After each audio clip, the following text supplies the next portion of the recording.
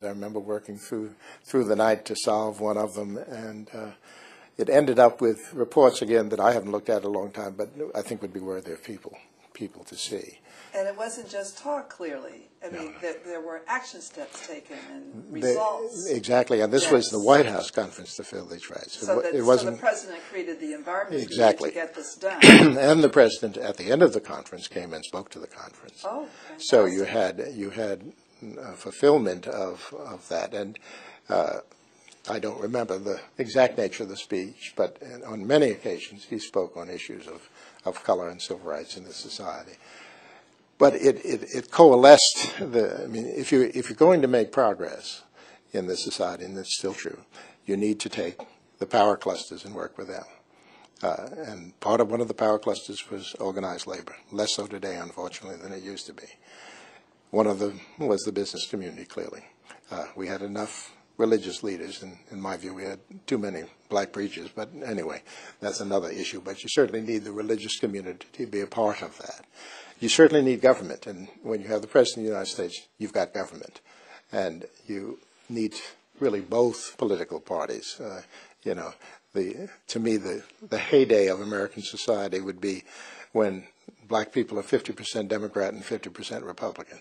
There's no reason for them to be that today with this Republican, but that would be when there is a competition with issues for what it is that you want to achieve to create fairness in the society.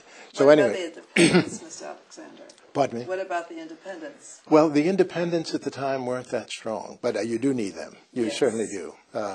I think as a political movement, when you got Ross Perot, you got much growth within that independent movement. I think in the way at least the country has run so far, the independent voices have not been as significant as they might be. I don't know whether they ever will be, but at that point you had a Democratic Party that was in control. You had a Democratic president who knew the system better than anybody else, the legislative system, because of his own past background. You had courts that were coming into the 20th century. You had some of them. One day, we appointed more black judges than in the entire history of the country. Fantastic. And you had at least white people occasionally, like Waring and others in this society, who, with actually threats to their lives in the South, were making decisions that opened doors and for voting, for housing, for all of those things that should be an American right, but weren't for people of color during that time.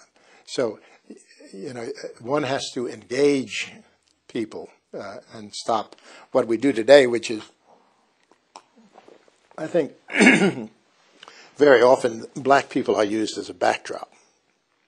I see it so often as a former Secretary of the Army. I notice it particularly when this president will go to a elementary school here in the district and talk about education, and there are all the lovely young black kids standing there. Or Condoleezza Rice will talk about civil rights in Birmingham, where she had no participation, no care about it, and somehow wants to get us excited about it and has the audacity to make a comparison to that with their obscenity in Iraq. I mean, these kinds of things that are done continuously where color is used as a backdrop. It's non-substantive. You don't really seek and work to give people of color an opportunity to fully participate in the society. And you misrepresent the history of black people, as again Condoleezza Rice has done and is doing, to the great shame of herself, it should be, in order to pull off somebody's political agenda. I mean, we really need to get serious about it at some point in this society. We were starting that, I think, in the 60s.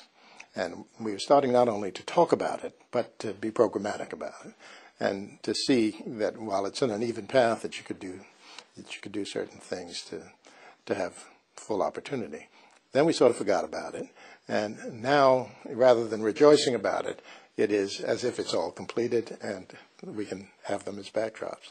Oh, that's a wonderful way to put it, the backdrops.